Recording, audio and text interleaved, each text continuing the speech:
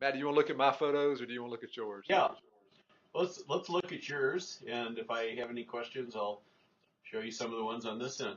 What Okay. do we have going on? The other thing that we were I want to talk with you about is the thickness on the facials because I know that I was really thin on my provisionals on the facials of 8 and 9. Yeah, yeah, those. Let's look at the provisional and see what we've got going on. We've got a couple of different things happening here. From the full face photo, let's go back to that first and start there because that's relevant to what we're going to talk about. Um, when we look at her full face, vertical midline looks good. The smile is pretty pleasing. So we may want to pick up a little length on number 6, but I don't want to go too far on that. As we look at the straight on of that, let's look and see if we have any problems with. There we go. I'm not seeing a color gradient. So if we're thin there, we still aren't getting a show through. Let's look at our prep color and see if we can understand why we may or may not be getting show through. Um, Do you have a prep photo there? yeah, I was just going to pull that up and pass it through. Yeah, she's got.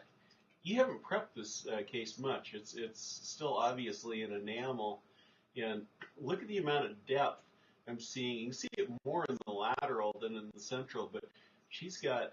It's not an opaque surface. It's a very translucent surface. Even in a dry, almost etched-looking prep, you can still see into it. It looks like frosted glass. That's If right. that were really, if that were really bony and dense, either white or yellow, it would cause a problem in a thin restoration. But where we have it, where it's nice and translucent, it's almost the same color as the restorative material we're going to use over the top of it.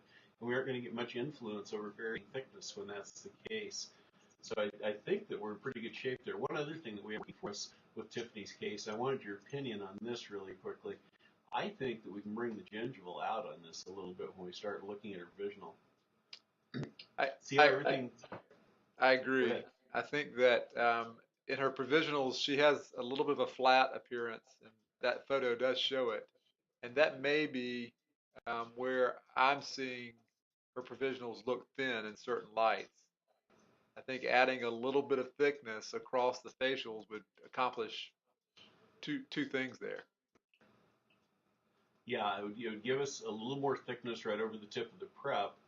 Um, and I know you can't see my cursor, but I'm pointing at number 8 and number 9, just about a millimeter off her lip.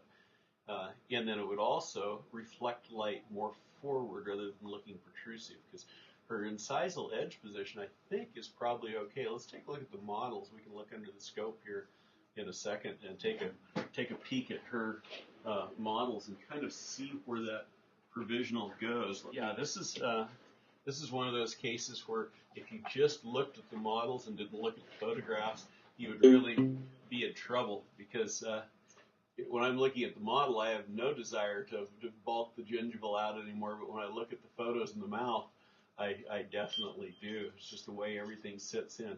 So I'll switch here to the camera that's inside the scope. You'll lose my picture, but you should still be able to hear me. I can. Yeah.